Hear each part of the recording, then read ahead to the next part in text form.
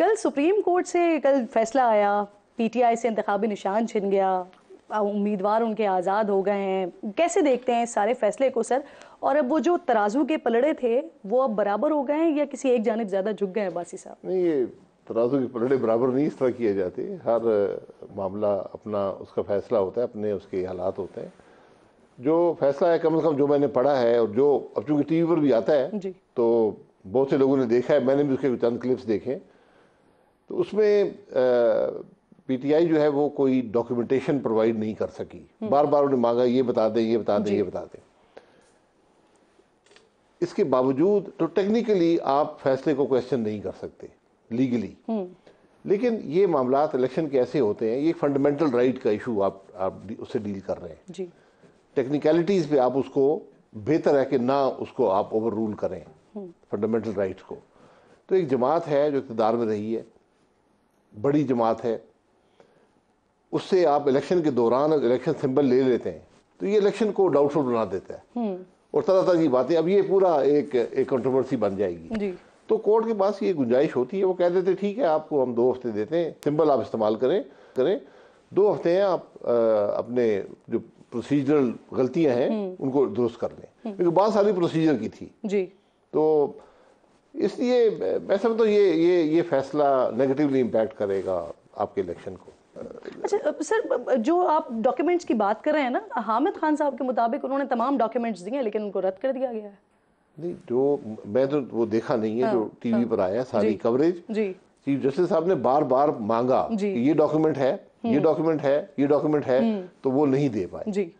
उनका जी नहीं है। तो डॉक्यूमेंटेशन पूरी होनी चाहिए सर। अब इलेक्शन हर जमात का ऐसे ही होता है, बिल्कुल ऐसे ही है। उसमें बहुत कम जमातों में दुनिया में, ये सिर्फ पाकिस्तान नहीं दुनिया में, वहां पर बाकायदा एक इलेक्शन होता है, मुकाबला किया जाता है, ऐसे नहीं होता, कंसेंसस से फैसले होते हैं जी ऐसे ही है। अच्छा सर, अब पाकिस्तान तहरीक इंसाफ अपील में जाने की बात कर रही है, अपील का ऐलान कर रही है, क्या लगता है आपको कोई तब्दीली मुमकिनात में से नजर आ रही है? ये अपील करनी चाहिए और मेरा ख्याल है कि सेंस शुड प्रिवेल। मेरा ख्याल है कि जो जस्टिस साहिबान है वो देखना चाहिए कि एक इलेक्शन खामखा कंट्रोवर्शियल बन जाएगा कि एक अगर बड़ी जमात के उम्मीदवार, हर उम्मीदवार मुख्तलिफ सिंबल पे लड़ रहा हो तो एक डिसएडवांटेज हो गया ना, अपने इलेक्शन को बायस हो जाएगा जी। तो ये अभी इलेक्शन शुरू नहीं हुआ और ये मामलात हो गए हैं, फिर कल उंगलियां उठेंगी, फिर मुतनाज़ा बात बन जाएगी, पूरा इलेक्शन प्रोसेस पूरा इलेक्शन प्रोसेस ही। तो अच्छा अब्बासी साहब, आपकी सियासत की नफ्स पर हाथ है सर, अगर मैं आपसे ये पूछती हूँ कि इस वक्त क्या हो रहा है मुल्क में, कैसे डिस्क्राइब करेंगे क्या हो रहा है मुल्क में? क्या हो रहा है मुल्क में? अच्छा नहीं हो रहा, मैं ये कहूँगा, बस यही कह सकता हूँ। एक लाइन में आपने जवाब नहीं, मैं यकीन करें हमें एहसास होना चाहिए कि हम कितनी मुश्किल में हैं। मुझे सबसे बड़ा गिला सबसे अपने आप से भी हो कि हमें शायद एहसास नहीं है कि हम कितनी मुश्किल में हैं, कोई एक सेंस ऑफ अर्जेंसी नज़र नहीं आती। आज आप यकीन करें, आप किसी जमात को भी पाकिस्तान की सारी सीटें दे दें, कुछ नहीं कर सकेंगे। हालात इस हद तक मुश्किल हैं। इसलिए आज सबको बैठना चाहिए, मैं बार बार कहता हूँ, और आगे के रास्ते का तयन करें।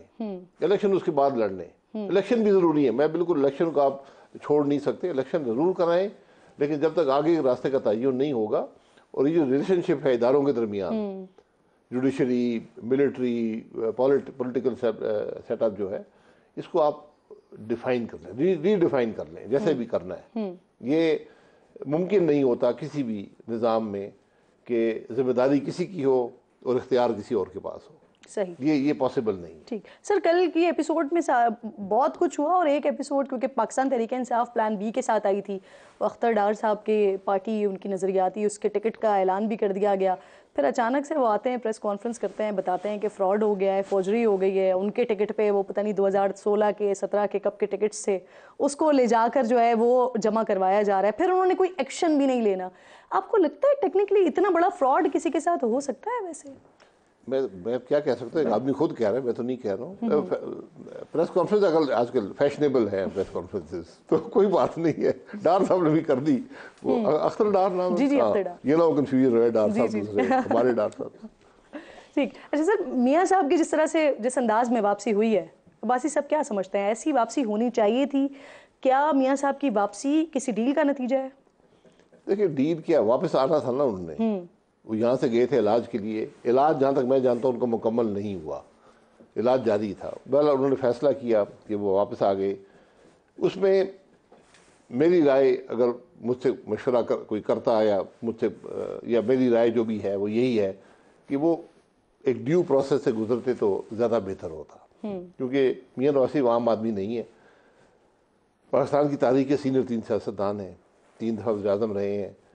तो अगर आप यहाँ से गए हैं, कोर्ट ने एब्सकॉन्डर डिक्लेयर किया है, तो आप आगे कोर्ट को सरेंडर कर देते हैं, फिर कोर्ट फैसला करता है आप घर जा सकते हैं, जेल जाएंगे, बाद में बेल दे देंगे। उनके फैसले उन्होंने कोर्ट्स ने करने थे। कोर्ट्स की भी इसमें कमी है कि और यकीन करें इन केसों के अंदर कुछ भी नहीं था, लेकिन अगर जो प्रोसीजरल जो मामला हैं वो फॉलो अगर नहीं होंगे, फिर लोग कह रहे हैं कि डील हो गई है, फलाना हो गया, फलाना हो गया। अच्छा सर, ख्वाजा आसिफ साहब वो कहते हैं कि भेजा भी उन्हें जनरल बाजवा ने था, और जिस तरह से वो वापस आए हैं वो भी सबके सामने है, उनको भी पता है, आपको भी पता है। नहीं पता नहीं, ये इमरान खान साहब कहते हैं मैंने भेजा था, काबीना तो उनकी थी, अप्रूवल तो उन्होंने दिया था। 3 उन्होंने, मुझे याद है कि 3 डिफरेंट मेडिकल टीम्स ने वेरीफाई किया था, और फिर काबीना के फैसले से गए थे। अदालत ने इजाज़त दी थी और फिर काबीना ने फैसला दिया था। तो बहरहाल अगर काबीना भी बाजवा साहब चला रहे थे तो फिर वो बाजवा साहब ने भेजा होगा। वापस जो आए हैं वो अपनी हुकूमत के बाद आए हैं, तो इंटरिम गवर्नमेंट थी, उसके अंदर इंटरिम गवर्नमेंट क्या कर सकती है। लेकिन मैं ये कहता हूँ कि बहुत निज़ाम के लिए भी और मियां नवाज साहब की सियासत के लिए भी एक बहुत बेहतर होता अगर ड्यू प्रोसेस जो है उसको फॉलो किया जाता। सर इंटरिम गवर्नमेंट उनकी सज़ा को मअतल करती है, सफ़ीर उनसे मिलने के लिए आता है, एयरपोर्ट पर बायोमेट्रिक हो रहा होता है, और ये सारी दुनिया देख रही होती है, पूरा पाकिस्तान भी देख रहा होता है। मैं कह रहा हूँ कि वो ड्यू प्रोसेस से बात आगे चली गई, अगर उसी के अंदर रहा जाता तो बेहतर होता है, क्योंकि इंसाफ का निज़ाम सबके लिए एक होना चाहिए। यहाँ पर बदकिस्मती से जो सियासी अकाबरीन होते हैं उनके साथ नाइंसाफ़ी भी बदतरीन की जाती है, जो आम आदमी के साथ नहीं होती। और जब नाम निहाद इंसाफ दिया जाता है उस नाइंसाफ़ी को ख़त्म करने के लिए, वो भी अजीब तरीके से होता है। तो अगर आप वो इंसाफ जब करते हैं, जब फैसले सुनाते हैं केसेस के, वो भी दुरुस्त सुनाएं, और उसके बाद भी जो प्रोसीजर हो वो दुरुस्त होना। सर क्यों इलेक्शन, एक तो आप इलेक्शन नहीं लड़ रहे हैं, फिर आपकी तरफ से नून लीग के उम्मीदवार को सपोर्ट ना करने का ऐलान भी आपकी तरफ से हो रहा है, तो क्या हम इस बात को इस तरह से कह सकते हैं कि आप मुस्लिम लीग नून से अपनी राहें जुदा कर चुके हैं? नहीं, देखिए मैंने ये बहुत अर्सा पहले फैसला किया था, 6-8 महीने पहले, कि मैं मुस्लिम लीग नून के टिकट पर इलेक्शन नहीं लड़ूंगा, और ये मैंने आगाह भी कर दिया था लीडरशिप को। उसके बाद मैं जब इलेक्शन आए तो मैंने ये भी फैसला किया कि मैं मुस्लिम लीग नून के टिकट के खिलाफ भी इलेक्शन नहीं लड़ूंगा, और मैंने अपने तौर पर ये पैगाम दिया था कि अगर आप वर्कर्स को टिकट दे दें, कौमी और सूबाई के वर्कर्स जो हैं पार्टी के, तो मैं उनकी सपोर्ट भी कर सकता हूँ, उनके साथ चल भी सकता हूँ। बहरहाल वो टिकट जो है वो जैसे भी हुए, तो मैं उन टिकट को सपोर्ट नहीं कर सकता, क्योंकि अगर मैंने सीट छोड़ी है फिर तो वर्कर का हक बन जाता है। आप यहाँ से वहाँ से, बहरहाल वो उनकी मर्जी है पार्टी की, उन्होंने टिकट दिए हैं। तो मेरा बुनियादी कोई ना नाराज़गी है, ना कोई इख्तलाफ है, ना कोई शख्सी बात है। जो सियासत आज है मुस्लिम लीग नून की, मेरा उससे इत्तेफाक नहीं है, तो मैं बस यही कहने पर इत्तेफाक करता हूँ। बाकी कोई मियाँ साहब से 35 साल 36 साल की रफाकत है जी, और वो मेरे लिए एक बड़ी अहम बात है ज़िंदगी में, तो मैं कोई और बात इस सिलसिले में करता नहीं। तो अगली जो सियासत अपनी है सर, रफाकत जो है वो उसका एहतराम, वो मोहब्बत एक तरफ, लेकिन सियासी सफ़र वो अब है या नहीं? वो भी इम्पैक्ट करता है, उस ताल्लुक को वो इम्पैक्ट करता है, इसमें कोई शुबा नहीं है, और मुझे इस बात का बहुत एहसास है।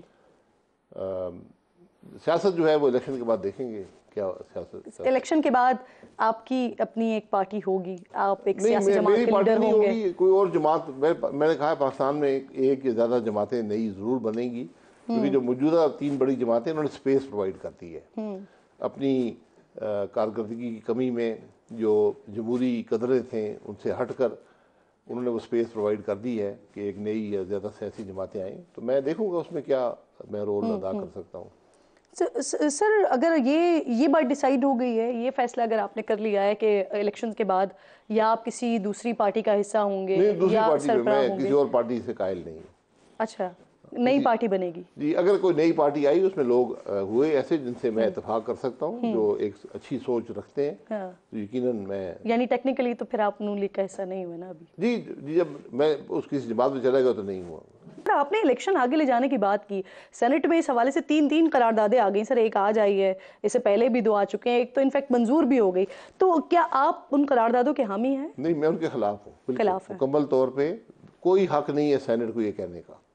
मैंने जो कहा था एक टीवी प्रोग्राम में कहा, एक सवाल के जवाब में मैंने कहा कि ये जो आज 3 हफ्ते रहते हैं, ये हल नहीं हो रहा मामला कि कौन सा सिंबल किसके पास है, कोई प्रोसीजरल इश्यूज आ गए हैं, तो इनको बेशक एक टाइम दे दें, महीना दे दें, जो भी देना आपने, ताकि कोई इलेक्शन के बारे में भाव ना हो। लेकिन अगर इलेक्शन कमीशन समझता है कि फ्री एंड फेयर इलेक्शंस जिनके बारे में राय भी हो कि फ्री एंड फेयर हैं, वो करवा सकते जरूर करवा लें।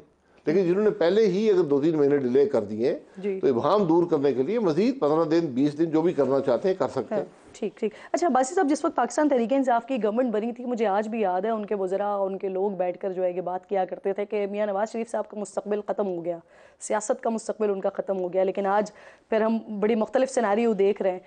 इमरान खान साहब का सियासी मुस्तकबिल आपको क्या नज़र आ रहा है?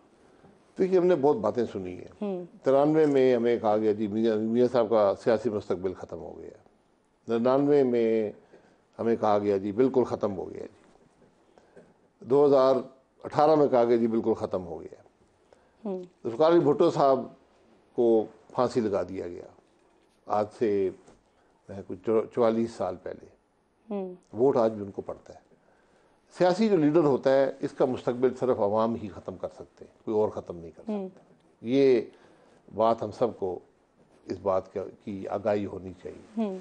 सही। अच्छा सर, ये एक तो वाकया, एक मामला तो आपने अपने हवाले से बताया कि आप क्या चाह रहे थे, एंड देन फिर पार्टी ने किस तरह से आगे टिकटिंग वगैरह की है, लेकिन बहुत सारे अंदरूनी इख्तलाफात आ रहे हैं खुल के। आयशा रजब भी आई, दानियाल अजीज़ साहब वो भी सामने आ रहा है। एहसन इकबाल साहब ये दावा कर रहे हैं कि उनको जो पहले टिकट मिला था 2018 में 2013 में गालिबन, उस वक्त एहसन इकबाल साहब ने गारंटी दी थी तो पार्टी ने उनको टिकट दिया था, हालांकि पार्टी उनको उस वक्त टिकट नहीं देना चाह रही थी, और अभी भी वो पीटीआई के टिकट के ख्वाहिशमंद नजर आ रहे थे। सर आप उस वक्त बड़े फाल थे, ये बात दुरुस्त है दानियाल अजीज साहब के हवाले से? उनको पार्टी नहीं टिकट देना चाह रही थी? जो माजी की बातें माजी में रहने दें, इनका कोई मकसद नहीं आज बयान करने का। दानियाल अजीज साहब पार्टी के साथ चले हैं, पार्टी के एक रुकन रहे हैं। टिकट उनको नहीं मिला, टिकट पे किसी को मिलता है किसी को नहीं मिलता, नाराजगियाँ होती हैं। ये पार्टी फैसले करती है, गलत भी करती होगी, तो इसमें यकीनन नाराजगियाँ होती हैं, लेकिन कोई ऐसी ये एक सारे प्रोसेस का हिस्सा होता है। मुझे समझ नहीं आई कि दानियाल साहब को टिकट क्यों नहीं मिला, लेकिन बहरहाल पार्टी ने फैसला किया है कि नहीं दिया। और सर ऐसी सिचुएशन में कि उन्होंने बाकायदा 5 साल की नाअहली भी बर्दाश्त की है, पार्टी के लिए कुर्बानियाँ दी हैं, वफादारी निभाई है। नहीं, उनकी बेगम साहिबा भी मेंबर रही हैं इस अरसे में, और उन्होंने पार्लियामान में अच्छा काम किया है, महनाज साहिबा ने। बहरहाल ये मुझे नहीं पता क्या कोई वजह समझ आती है? नहीं, क्यों मुझे नहीं दिया गया? से मैं उनसे मुलाकात नहीं हुई, उनसे मैं पूछूंगा जब मुलाकात हुई जी। और आप सर जो आप सोच रहे हैं अपनी नई पार्टी के हवाले से, इलेक्शन के बाद? नई पार्टी नहीं, मैं नहीं, आप जिस तरह से भी सियासत करेंगे उसके लिए दानियाल अजीज साहब को आप दावत देंगे कि वापस साथ आए, काम करें? जमात होगी जिसमें जो भी लोग शामिल होना चाहें, लेकिन हम चाहेंगे कि ऐसे लोग आएँ जो कंट्रीब्यूट भी कर सकते हैं और जो पॉलिटिकली भी एक्सेप्टेबल हों, लोगों को एक नई सोच लेकर आए। बेशक वो सियासत में ना भी रहे हो, ऐसी जमात हो जो एक नई फिक्र, एक नई सोच के साथ आए। जो अभी जमातें बनी हैं वो वही चंद लोगों को इकट्ठा करके जमात बना दी जाती है, उससे बात बनती नहीं है।